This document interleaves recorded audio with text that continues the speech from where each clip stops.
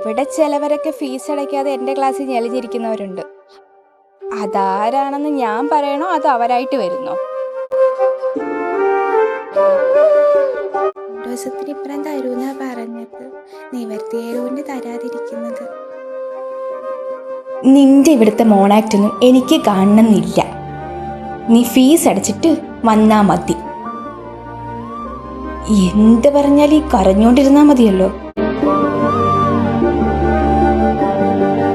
പിന്നെ നീ എക്സാം എഴുതുന്ന എനിക്കൊന്ന് കാണണം ഫീസ് അടയ്ക്കാതെ.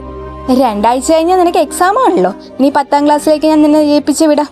എന്തായാലും നീ എൻ്റെ ക്ലാസ്സിൽ ഇരിക്കണം, ഫീസ് അടച്ചിട്ടിരുന്നാൽ മതി. അതുവരെ നിനക്ക് പോകാം. എനിക്ക് നിന്നെ കാണുന്ന ഇഷ്ടമല്ല.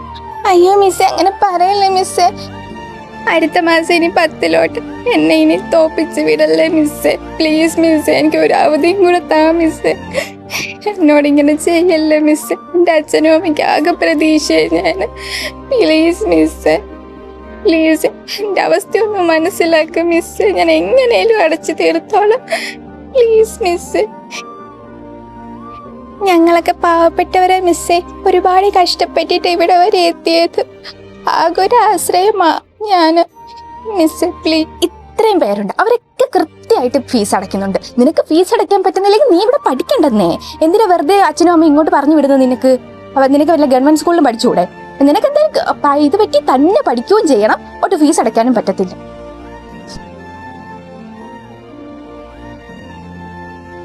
എനിക്കൊന്നും കേൾക്കണ്ട. നീ ഇനി ഫീസ് അടച്ചിട്ട് എൻ്റെ ക്ലാസ്സിൽ ഇനി ഇരുന്നാ മതി. നിനക്ക് ഇനി മറഞ്ഞത് മനസ്സിലായോ?